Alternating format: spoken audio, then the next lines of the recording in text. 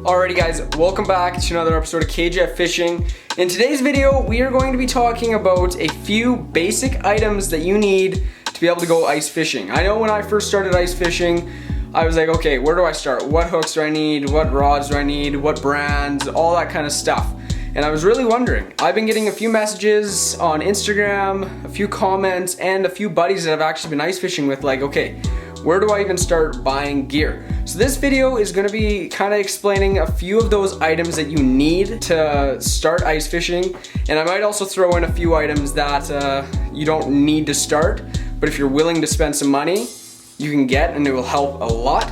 So I got my computer with me. I will show you some brands, not too many brands, but I'll show you some items that you need, and yeah, let's get into the video. For the first item, you are going to need an ice auger. A hand auger, a gas auger, or an electric auger.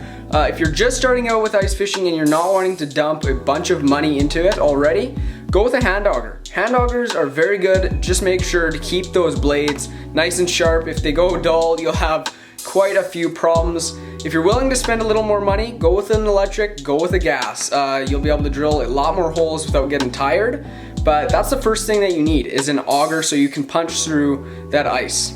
Number two, you will need some rods. Now you're wondering, okay, what rod do I get? There are so many brands, different powers, sizes, everything like that. I personally use Frabil. It's all personal opinion for your rod selection. My dad uses an ugly stick, and he has caught everything from 20-pound pike to little perch on it. So if you're looking for a really good starter rod, an ugly stick is a very good starter ice fishing rod. He has had no problems with it whatsoever. I read some reviews on it, and a lot of people like them. So if you're looking for a good ice fishing rod, try out the ugly stick. Okay, for number three, this is something I would highly suggest getting, especially if you live somewhere where it gets really cold, and that is a tent and a heater. You don't need a super big tent. I'll show you a few options on my computer that are very good starters. I started with a 4-sided pop-up shack that I still use to this day. It's about 6 years old. I make sure to dry it out every time so it doesn't get moldy in the bag.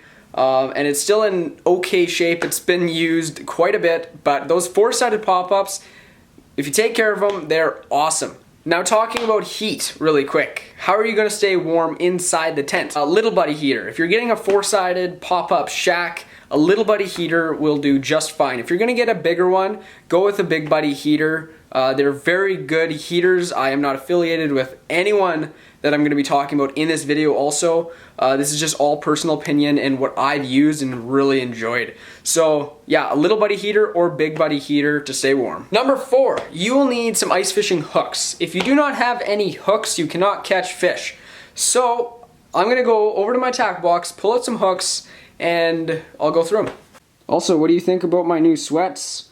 They got ice fishing shacks on them. Got a few hooks sitting on my tackle tray right now. I'm gonna quickly go over the hooks, say the names of them, and say what species I'll usually target with each of them.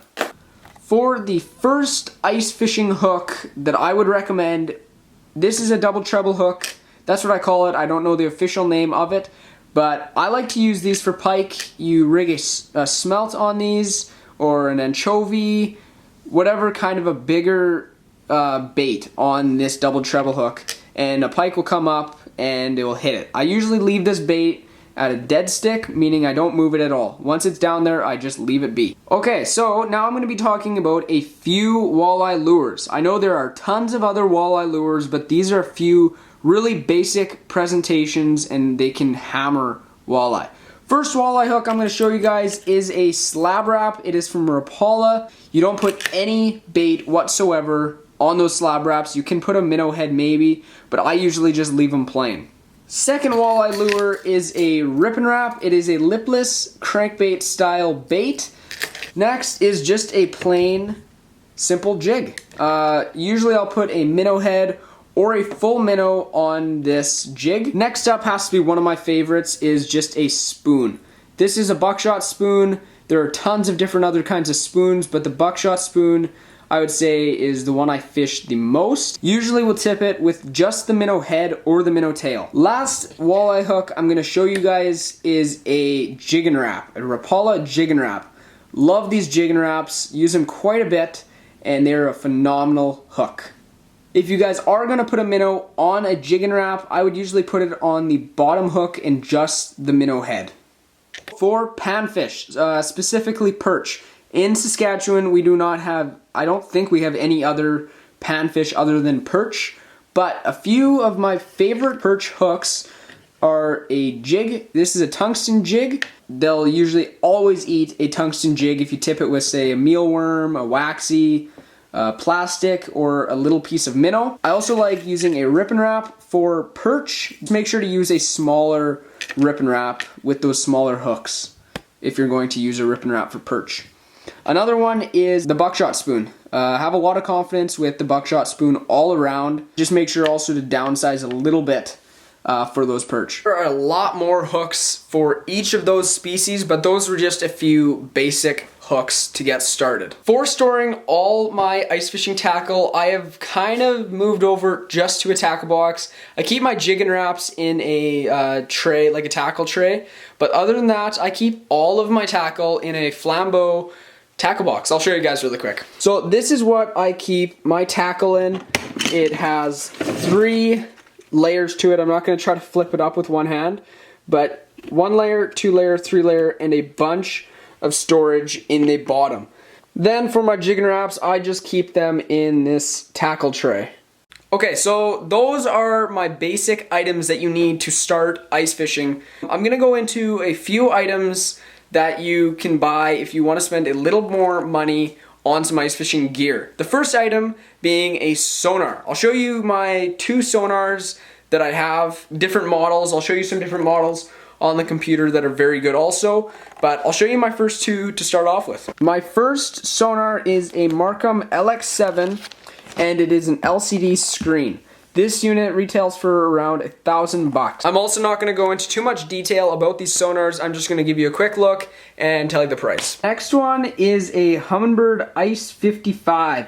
This one retails, I think, for around $650. A few of my buddies have the Helix 5 from Humminbird, and they really like it. I also have some buddies who like the Vexlar. I've never used a Vexlar before, but as you guys can see, it has pretty good reviews. Okay, so you guys can go and look around at sonars if you were wanting one. Those are just a few of my suggestions if you're gonna get one. Last thing on the list, I probably forgot something pretty major on the list, but just let me know down in the comments. But my last thing on the list is an Ifish Pro tip-up. I would choose Ifish Pro, not affiliated with them or anything, just really like the tip-up.